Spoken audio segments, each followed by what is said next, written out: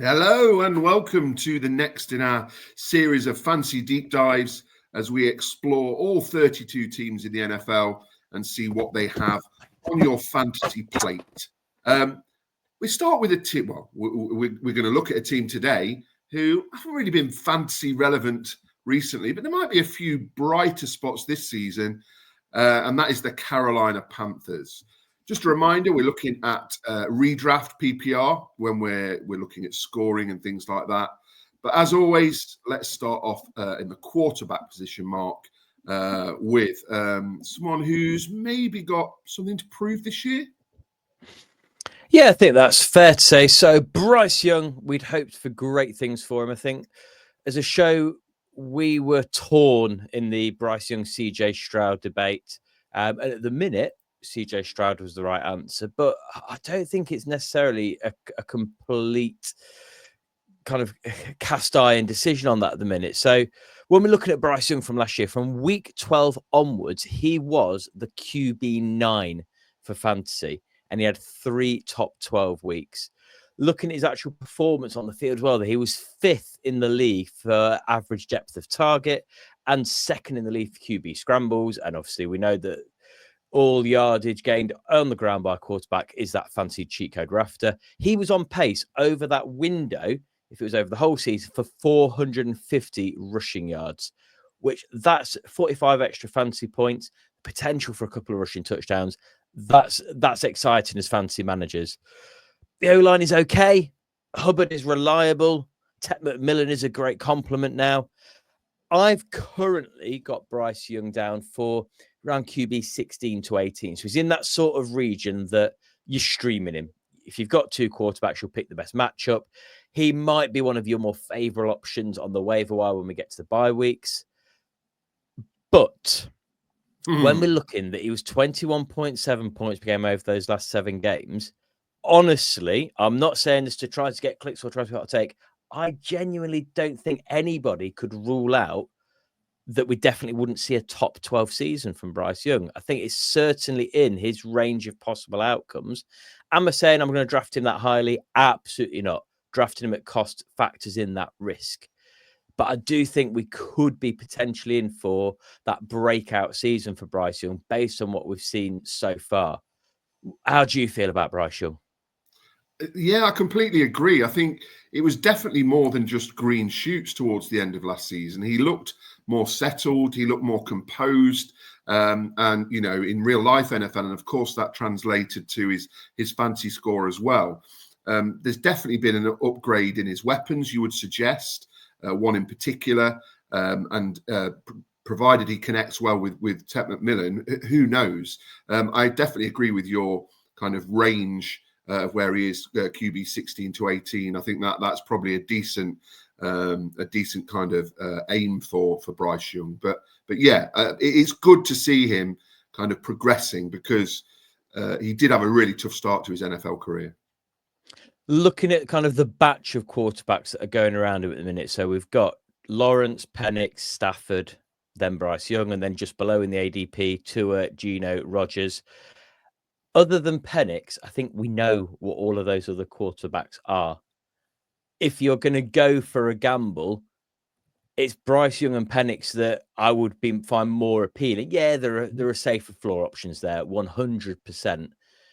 I just think that the potential ceiling for Bryce Young is, I think, maybe higher than Penix. I think so. Yeah, I'm not saying go and spend loads of draft capital on him. I'm not saying take him as your only QB or your QB1, but in Superflex, I'd be quite confident in taking the gamble him as QB2.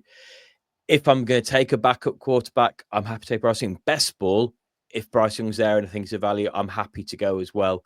Yeah, I think he's an interesting quarterback, and he's one of the more exciting quarterbacks for me to see what this season looks like. Definitely, I completely agree. Much more exciting than previous seasons. And who's he got supporting him? Let's move on to running back. Who's up first at running back? So first we've got the RB14 on last year, Chubba Hubbard. He was being drafted very, very low last year. He returned you 8 top 12 finishes, 16.1 points per game. It was a slow start, but after that, he was solid for most of 2024. So between weeks 3 and 16, so we say he had a very dodgy game one. Week 2 wasn't filling with much hope. I think he was probably on every single bench where he'd been drafted week 3. But that's where he started to really kind of come in. He then missed the last 2 games of the season. But between weeks 3 and 16, he rarely let you down. He just put up solid points. Of his games, he finished as RB1 in 44.4% of games. He was a top 24 running back in just over half. He only had bust weeks in 2 games. And so they were those first 2. Rico Dowdle does present more of a challenge in the form of his carries. We've got to kind of take that into account. But you're getting currently Chubba Hubbard as RB17 on ADP. Sorry, RB18 ADP. I've got him ranked around RB17, so same, the split hairs really. 1,000-ish yards, 6 to 8 touchdowns, 200-ish receiving yards, I feel is a reasonable outlook for the year. And where you're getting him, I think you could do a lot worse for your RB2 in fantasy drafts this year. Yeah, I mean, he's absolutely, he seems just rock solid in terms of where you drafted him. And I think he has a very, very kind of high floor. You almost guaranteed points with him unless something goes wrong. And last year he rewarded his managers, didn't he? Because as you can see on the screen, his ADP was RB43 and he massively outperformed that. And I completely expect him to end up in a similar sort of range this year. You mentioned Rico Dowdle. Do you think he's going to provide much competition? He was decent in 2024, and the second half of the season, he saw 20 opportunities per game at the Cowboys. Only 3 running backs saw more per game than that: Saquon, Jonathan Taylor, and Bijan Robinson. So workload, he was in elite company. I hate this landing spot for Rico Dowdle. I think it's an awful landing spot because it's Chubba Hubbard's backfield. That is what the backfield's been. Well, that's Rico Dowdle. He's been bought in to get carries. I think it's a 1-year contract, though, so it's not a lot of faith being put into him in that. He could grow into a meaningful role. It just feels unlikely that it's going to be worth it with Chubba Hubbard ahead of him. Potentially a bit of a late round pickup. At the minute, I've got potential flex option because we need to see what the role is. I think there's some uncertainty there. We've said on a few shows, I couldn't care less whatever coach speak we hear between now and the start of the season. We'll wait till we see ourselves what happens. But at best, at the minute, for me, feels like a bit of a bench stash till we see what that role is, or if Hubbard misses time. And that's never how I particularly like to do my drafting, is based on that. But if you're picking up later, that's kind of, that risk is baked in, isn't it? You may end up dropping him after a little while. You may end up having a fantasy flex usable asset on your roster. Yeah, as you say, it's such a disappointing landing spot for Rico Dowdle because I do really rate him, and I don't think he's going to get anywhere near RB23, which is where he finished last year, because it's not going to be a 1A, 1B situation. I wouldn't have thought he's back up to Chubba Hubbard. So you might be looking from a kind of DFS point of view of like running back friendly matchups where he might get a few extra points, but barring injury, I can't see him eating too much into Hubbard's workload. Plus, there's someone else snapping at his heels in the shape of a rookie. Would you like my succinct version on Trevor Etienne, Ed? He is related to Travis Etienne. Is that true? Yeah. I'll give you a bit more than that. Okay. College production, underwhelming. He's undersized. He's behind one very good running back, one solid running back. He's likely irrelevant. He's on there because his name's Etienne. There. So, his receiving work is the reason I think we can't completely ignore him. So 32 receptions, 194 yards. If that transfers and he has a receiving role, especially when I'm going to be quite negative on the tight ends, so that those shorter yardage receptions, I think there could be some possible value for him out of the backfield. Maybe. For me, though, you're not drafting him. You're watching the waiver wire, and he could maybe be useful, but he's one to watch for me. Yeah, he's someone we weren't very hot on in a strong running back class, and they invested a decent amount of draft capital in him. So suggesting that, as you suggested, Rico Dowdle looked like almost a 1-year option. But I certainly don't think he's going to be relevant this year. Before we move on, please do take a moment to subscribe, to like, and to give us a share as well. If people head over to our channel, Ed, what will they find? Well, they'll find all sorts of things. There's lots of exciting little shorts, all of the other 31 deep dives that we've worked so very hard for in preparation for the new season. And then, moving towards, it's getting close, Mark. It's getting close. The NFL season is approaching, and we are both getting very excited. So we are recording this on the 23rd of July. So if anything is outdated by this point, that is why, because we cannot predict the future. If we could, we would win all of our fantasy championships.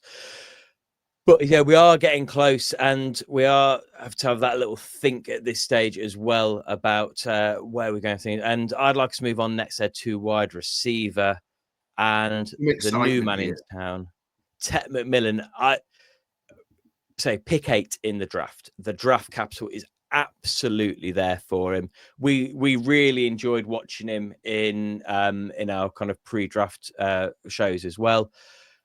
Let's be very, very clear. We look at the wide receiver class this year compared to last. We would not be as excited if he was in last year's crop. He is not on a par with those top wide receivers we saw last year. But the key thing for fantasy is he looks nailed on to be the wide receiver one in Carolina, therefore lead targets. So he's worth something for fantasy. Absolutely. I've got him currently as wide receiver 36. The reason for that is I think he'll end the season outperforming that, but we often see rookie wide receivers, especially, take a little bit of time to kind of build in and start to find their feet with production. There is lots of question marks around the Carolina Panthers as well, if we're completely honest, regardless of how optimistic we'd like to be. I think top 24 finishes each week will happen at points to the second half of the season. His ADP, though, of wide receiver 29 does, for me, feel like he's being drafted at his ceiling. So as high as I am on him, I'm very much thinking we're going to have a bit of a season of two halves. So to take him at current ADP, it's very much going to depend what else your roster looks like at wide receiver at that point. And to be honest, by the time you're wide receiver 29, probably not complete. And to take a gamble on McMillan, potentially not seeing a huge amount early season, for me, that's a bit of a rich pick at this stage to be taking your flex spot. Yeah, I think people see, top receiver picked, going into a favourable situation, and he is maybe getting slightly overdrafted in the sense that people think he's onto a winner. But you're right to point out the fact that sometimes mostly rookie receivers do take time to get going. He does, I think, have a higher ceiling than where you're projecting him, and I would not be surprised to see him knocking on the door of top 20, top 25. That's a push, maybe. He's got the talent, but certainly not as talented as some of the receivers that we've seen over previous years. It'd be fascinating to see how he links up with Bryce Young, because to be brutally honest, Bryce Young hasn't had much to throw at in his NFL career. So it'd be nice to see him linking up with some talent. There isn't really much behind him at receiver, is there? Well, there's the oldest man in the NFL. Well, we're always unkind how old Adam Thielen is.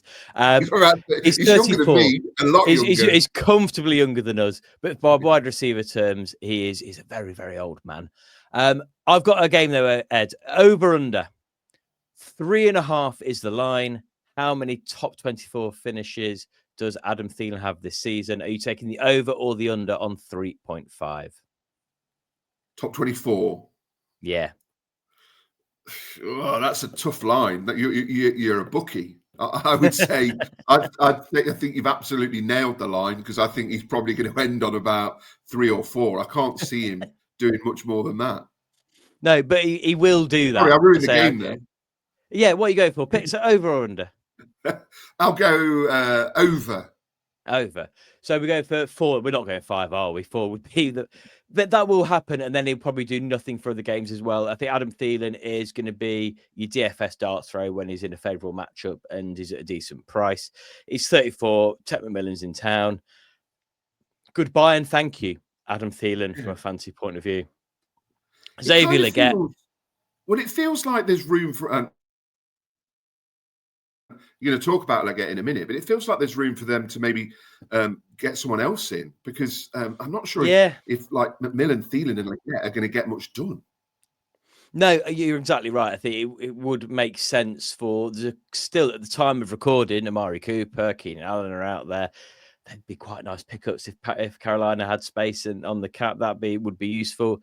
Xavier Legette, as it stands, potential weekly flex option if the offense is good in 2025, if he is able to kick on. I'm not drafting him, though. Wouldn't be myself to draft him. I don't think we need to. He's one that he could have a role. We could mention later in the season. And I'm not going to get much more kind of optimistic when we move on to the next position either, Ed. Yeah, I mean, arguably, I would argue that maybe the tight ends are slightly more interesting than the receivers. I know that's not saying much, but there's possibly a bit more value here, or am I just clutching at straws? Well, after you said you're more interested, the first 2 words I have written on my notes are not interested.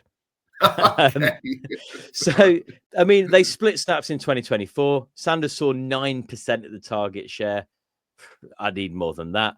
43 targets, 33 receptions, 342 yards. Not really interested. Tremble saw a career high, 234 yards from 23 receptions. Can we just have a moment for one of the best names in the NFL? Yeah, unless Sanders really emerges as a target for Young, then maybe we'll mention him. I think it's interesting. Tremble has never surpassed in 4 years 250 yards. I don't see a year 5 breakout here. I mean, if we're not expecting it for Carl Pitts, we're not expecting Tom Tremble, are we? Let's be honest. So I think I've put not interested, but we could maybe become interested in Sanders at some point, but not enough for me to even consider drafting even with my last round dart throw. I just drafted Jatavian Sanders quite late in a best ball, so I'm kind of hoping he does okay. Late in best ball's fine, isn't it? Yeah, but yeah, okay. not redraft. Redraft, I'm not playing. You did very well to not mention that he's the number that he wears on his shirt. You don't like that. Okay. So if you, I mean, yeah, he proves my point here. You have got to be good. If you're wearing 0, you can't potentially turn out stat line to involve a 0 in it. You look stupid. You've got to be. Roquan Smith can wear 0. I've said it before. I'll say it again. Anyway, I could do a whole show on that. The Panthers. How are you feeling about the Panthers? Do you think I'm interested? Oh, okay. I mean, I like Bryce Young. Like I said, when we spoke about when Bryce Young, CJ Stroud came through, I was very much Stroud over Young. But as we said, it's that debate with often getting sport, because I was Stroud over Young didn't mean that I was out on Young. It's just that's where my preference was, and I think we've seen enough. I think that Bryce Young could be a good quarterback in the NFL. Could be a useful fancy quarterback as well. This will be the season where I think we make our minds up on that. Was the last half of last season a flash in the pan? Was it the sign of things to come? We spoke about last year about the new offensive scheme coming in. We spoke about all the optimism we had with Canales that it could potentially happen. We'll see that this year. If it doesn't come through, I think we will be talking about who is the next quarterback in Carolina for 2026, though. Fair enough. Brutally honest as always, Mark. Well, that's it on the Carolina Panthers. We hope you've got some morsels there for your fancy drafts. As we've said, please do check out our other deep dives as we start to march towards the fancy NFL season. But that's enough from us. I think it's goodbye from Mark. Goodbye from me. And Malcolm, take us home. You have been listening to Pestle and Ed of TH Fantasy Football. For more content, follow TH_fantasy_NFL on Instagram and Twitter.